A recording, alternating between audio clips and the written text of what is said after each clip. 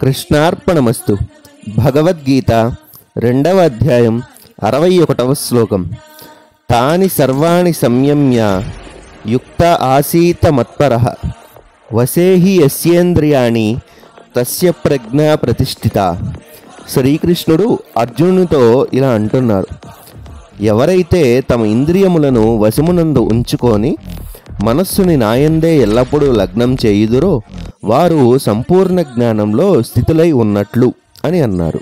చంచలమైన మనస్సు, ఇంద్రియములను మచ్చిక చేసుకోవలసిన అవసరం ఉందని చెప్పిన మన శ్రీకృష్ణుడు ఇప్పుడు వాటిపై సరి అయిన పద్ధతిలో ఎలా ఉపయోగించాలో తెలియజేస్తున్నారు. అదే భగవద్భక్తిలో నిమగ్నమౌట అన్నమాట. ఈ శ్లోకంలో యుక్త అన్న పదానికి అర్థం భక్తితో లీనమైన, మరియు మత్పరః అంటే శ్రీకృష్ణుడి పట్ల అని అన్నమాట.